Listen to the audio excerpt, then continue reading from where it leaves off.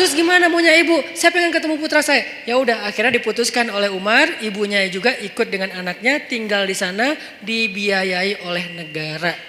Itu tuh masa kekhalifahan Umar, sampai hal-hal kayak gitu diurus. Termasuk laki-laki yang dari Irak tadi, orang sekuler Irak yang pengen ngacak-ngacak pemikiran umat Islam tentang Al-Quran. Dia mengatakan, ini lihat nih ayatnya kayak gini-gini. Tapi dia ngomongnya kemana? Dia ngomongnya di pasar, bukan di majelis para ulama. Bukan di masjid, di pasar. Karena kalau di pasar kan jarang ada ulama nih. Sehingga orang percaya aja sama dia, sama omongannya. Dipanggil sama Umar. Tahu gak kesalahan kamu apa? Apa? 2. 1, kamu sudah menyebarkan fitnah agama di tengah-tengah masyarakat sehingga mereka ragu tentang Al-Quran. 2, kalau kamu gak ngerti ayat itu harusnya kamu tanya kepada ulama, bukan nanya kepada orang awam.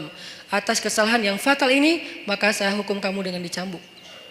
Karena dia udah nyebarin banyak fitnah. Orang sampai ragu gak mau lagi baca Quran.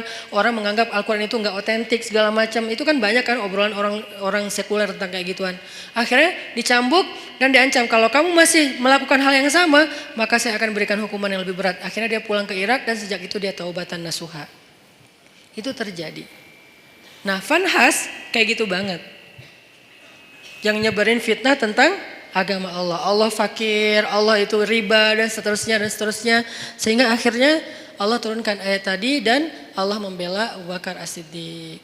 Nah, kalimat yang saya pengen kita renungkan dari kalimatnya Abu Bakar itu apa? Ghadibtu lillah ya Rasulullah. Saya marah karena Allah ya Rasulullah. Apa pelajarannya di sini? Ternyata Islam itu juga menganjurkan marah. Menganjurkan cinta, menganjurkan maaf, menganjurkan sabar, menganjurkan tersinggung, menganjurkan marah, menganjurkan membalas. Ada semuanya, tapi kondisinya berbeda-beda, konteksnya berbeda-beda. Kalau kita salah konteks, nggak jadi ajaran Islam lagi. Itu yang harus kita pelajari. Jadi bukan hanya agama cinta, tapi juga ada anjuran untuk supaya kita marah dalam kondisi tertentu. Bagaimana nggak marah ketika ada seorang perempuan muslimah dihina, dibuka auratnya, dilecehkan, masa kita nggak marah? Rasulullah aja marah ketika ada perempuan muslimah lagi belanja di masjid, di pasar, belanja di pasarnya Yahudi, terus dilecehkan sama cowok-cowok anak muda Yahudi. Diapain? Roknya tuh diikat pakai tali, digantung ke tiang gitu. Pas dia jalan kan kesingkap karena ketarik tali kan, sehingga auratnya kelihatan. Dia malu, nangis, dibela, digunting tuh tali sama seorang laki-laki pemuda muslim, digunting talinya. Marah orang-orang Yahudi yang ngeprank si cewek ini nih. Mereka bilang, lo nggak usah ikut-ikutan, ini bukan urusan lo, ini saudari saya muslimah, saya harus membela sesama orang yang beriman. Lagian kalian zalim, ini kan kejahatan moral, kalian nggak punya akhlak kepada perempuan, nggak menghargai perempuan. Terjadi adu mulut lama-lama karena dia sendiri dikeroyok meninggal. Udahlah menghina perempuan, membunuh laki-laki yang mencoba membela perempuan tadi. Nabi langsung marah. Langsung dikumpulkan bala tentara yang kuat-kuat oleh Nabi menuju kepada kabilah itu, dikepung tuh kabilahnya. Setelah dikepung, Nabi memberi mereka kesempatan, 2 pilihan. 1, pergi, 2, perang. Ini namanya marah fisabilillah. Jadi ada jomblo fisabilillah, ada mutusin fisabilillah, ada balikan fisabilillah, semuanya ada fisabilillahnya. Apa maksud saya fisabilillah? Ada jalan yang dibolehkan oleh Allah, ada kondisi yang dibolehkan oleh Allah. Jomblo fisabilillah itu kayak gimana? Jomblo yang sabar, yang tetap istiqomah, yang gak berputus asa dengan berbuat dosa, itu tuh fisabilillah banget. Jadi itu bukan bahasa-bahasa nyeleneh. Justru itu sebuah ungkapan sederhana yang di dalamnya tuh terkandung banyak hikmah yang saya harapin kayak gitu. Jadi bukan jihad fisabilillah. Jihad fisabilillah ada juga jihad fisabilillah taghut. Orang yang berjihad bukan karena Allah. Begitu juga dalam urusan yang lain. Ghadibtu lillah ya Rasulullah. Saya marah karena Allah ya Rasulullah. Berarti apa? Di antara cabang-cabang iman adalah emosi. Perasaan cinta, perasaan malu, perasaan takut, perasaan marah, itu semuanya bagian dari iman. Kalau ada orang mengatakan iman itu hanya cinta, sampai ada kalimat, ya Allah kalau saya beribadah karena saya penginkan surga, tutup surga itu dari saya. Kalau saya beribadah karena saya takut neraka, masukkan saya ke neraka. Saya beribadah hanya karena cinta kepadamu. Ini membentur-benturkan 2-3 hal yang sebetulnya tiga-tiganya baik. 1, roja, mengharapkan surga. Itu baik, bagian dari iman. 2, khauf, takut neraka. Itu juga bagian dari iman. 3, mahabbah, cinta kepada Allah. Itu juga bagian dari iman. Tiga-tiganya emosional, perasaan. Ternyata iman itu juga menyangkut urusan perasaan. Sehingga pertanyaannya, sudah berimankah perasaan kita? Jangan-jangan yang baru beriman lisan kita. Asyhadu an la ilaha illallah, asyhadu anna Muhammadur Rasulullah. Lisan kita beriman. Apakah hati kita beriman? Yaitu yakin. Apakah perasaan kita beriman? Yaitu takut kepada neraka, mengharapkan surga, mengharapkan ampunan Allah, cinta sama Allah, kangen sama Allah, cinta sama Rasulullah. Itu kan imannya, perasaan. Sudah berimankah pikiran kita? Artinya pikiran kita tuh yadhkurunallaha qiyaman wa qu'udan wa ala junubihim. Ingat Allah terus. Dalam keadaan berdiri, duduk, berbaring, itu kayak simbol dari totalitas kehidupan dia. Ingat Allah terus. Itu berarti pikirannya sudah beriman. Sudah berimankah tangan kita yang tercegah dari menyakiti orang lain? Sudah berimankah kaki kita yang tidak mau melangkah ke tempat-tempat dosa? Sudah berimankah sekujur tubuh kita dengan segala bentuk amal solehnya? Termasuk perasaan. Sehingga orang yang tidak marah ketika agamanya dihina, orang yang tidak marah ketika Allah dihina, Rasulullah dicela, itu tuh berarti imannya, perasaannya belum utuh keimanannya. Saya nggak bilang nggak beriman ya, karena itu terlalu ekstrim menuduh orang tidak beriman. Tapi dalam bab itu dia belum utuh keimanannya, belum baik keimanannya. Karena harusnya dia marah. Cuman yang harus kita perjelas juga adalah gimana cara kita marah. Gimana cara kita mengekspresikan marah. Marah harus, tapi mengekspresikannya ada banyak cara dan itu sangat kondisional. Gak bisa digeneralisir. Tapi marah harus. Tersinggung harus. Coba kalau ada yang menghina ibu kita, marah gak? Marah pasti, gak mungkin gak marah. Salah gak kita marah? Nggak salah, cuman gimana cara kita marah kan gitu kan. Waktu kecil dulu kan suka gitu kan. Ada teman kita menghina ayah kita dengan dibuat foto ayah kita di tanah terus diinjak-injak. Nih ayah kamu nih gitu kan ya. Akhirnya kita, wah lu menghina ayah gua. Akhirnya berantem, waktu kecil kan suka gitu tuh. Ngalamin gak sih masa-masa kayak gitu? Udah gak ada ya?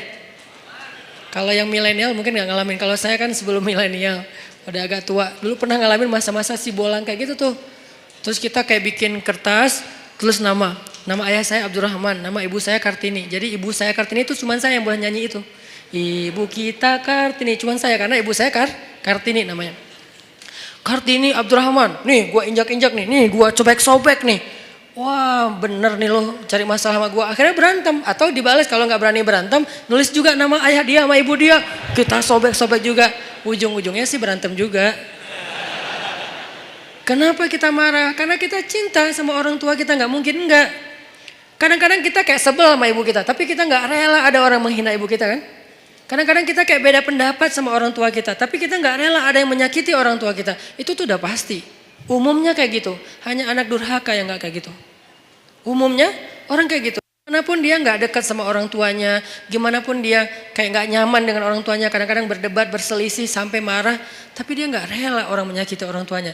Apalagi ini lebih dalam rasanya daripada masalah keluarga. Kenapa bisa gitu Ustadz? Karena suatu hari Umar bin Khattab datang kepada Nabi mengatakan, ya Rasulullah, aku mencintaimu lebih dari apapun kecuali diriku sendiri. Cinta itu perasaan, bagian dari iman. Kata Nabi, belum sempurna wahai Umar. Artinya belum cukup wahai Umar. Belum cukup iman kalau hanya baru mencintai Rasul lebih dari apapun juga selain diri sendiri. Belum cukup wahai Umar. Artinya imannya belum utuh. Terus gimana ya Rasulullah? Katakan aku mencintaimu lebih daripada apapun termasuk diriku sendiri. Ya Rasulullah, aku mencintaimu lebih daripada apapun termasuk diriku sendiri. Al-an ya Umar, al-an, sekarang baru cukup wahai Umar, baru cukup. Dan Umar gak ngomong dengan lisannya saja, dia ngomong dengan perasaannya. Kalau dia udah ngomong itu benar-benar rasanya dalam sedalam itu. Artinya perasaan, emosi bagian dari iman.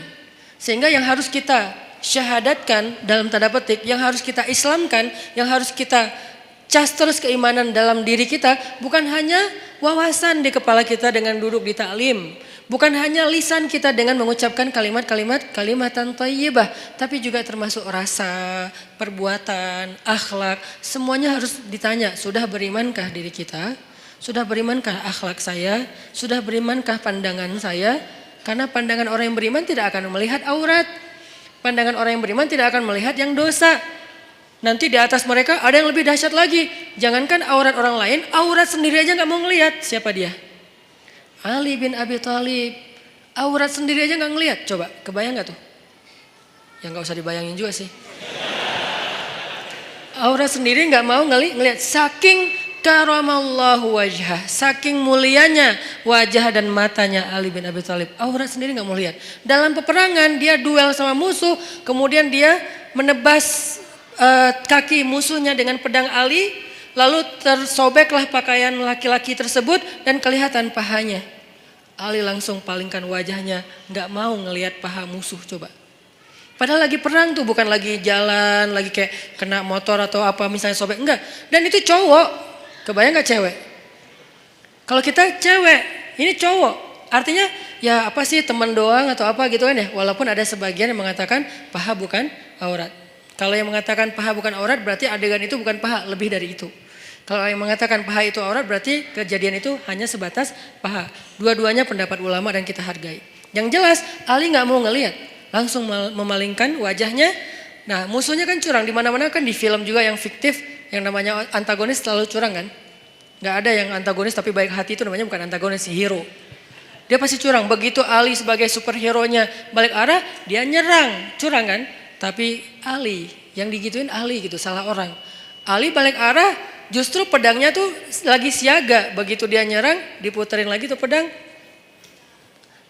putus leher musuh tersebut. Dan itu musuh bukan orang biasa, legendnya orang Mekah. Yang sahabat-sahabat gak berani duel sama dia. Diam semuanya. Ali yang berani. Siapa yang mau menantang saya? Diam sahabat yang lain. Kata Ali, gak ada yang bangkit. Ya Rasulullah saya. Kata Rasulullah, Ali duduk. Duduk aja Ali. Gak ada cowok di antara kalian yang berani nantang saya. Marah kan Ali digituin kan ya. Sahabat-sahabat diam. Kenapa gak ada yang bangkit? Itu tuh terkenal Amru. Orang yang paling jago berpedang di antara orang Mekah. Belum pernah kalah sama sekali. Jadi benar-benar menang KO terus gitu. Amru yang menantang. Dia, Ali bilang, ya Rasulullah saya. Ali, aku gak tega kalau sesuatu terjadi sama kamu. Rasulullah aja kayak ngerasa Ali gak bisa ngalahin dia. Ali diam, tapi gregetan banget.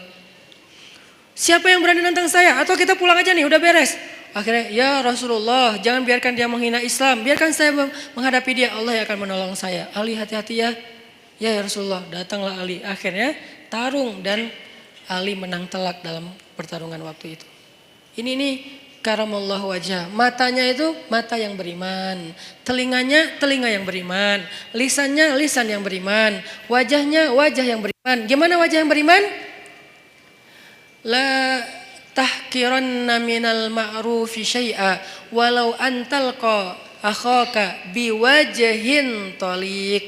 Janganlah kalian ngeremehin amal soleh walaupun kecil, walau sekedar bertemu dengan saudaramu dengan wajhun, wajah, bahasa Arab jadi bahasa Indonesia, wajah yang apa, sumringah, wajah berseri-seri, wajah yang happy. Jangan ketemu teman kita cemberut aja. Kamu kenapa? Enggak, emang muka saya emang kayak gini. Nah, kalau itu beda ya. Tapi berusaha untuk tersenyum, itu tuh wajah beriman. Jadi wajah aja, ada wajah beriman, ada yang wajah tidak beriman. Wujuhu yauma idzin muswaddat, gitu ya kurang lebih. Pokoknya wajah mereka hari itu dalam keadaan tertutup debu, dalam keadaan apa? Alaiha ghabarah, dalam keadaan tertutup debu, dalam keadaan hitam legam. Itu wajah orang kufur. Sedangkan orang yang beriman, wajahnya bercahaya, wajahnya happy, wajahnya bahagia dari sejak di dunia. Wajah kita sudah berimankah? Kemudian apa lagi? Hati kita sudah berimankah? Perasaan kita sudah berimankah? Tangan, kaki kita sudah berimankah? Rambut kita sudah berimankah? Dan seterusnya, semuanya. Gimana rambut yang beriman, Ustadz? Nabi melarang kita untuk membuat rambut yang terlalu ditipisin sebelah ya. sampai tinggal di atas doang gitu kan. Itu dalam Islam dilarang. Berarti rambut yang beriman yang nggak kayak gitu. Kalau ditipis sedikit nggak apa-apa, tapi ini tipisin habis tinggal gini doang. Ya, itu tidak dianjurkan dalam Islam. Berarti rambut yang beriman, rambut yang biasa-biasa aja.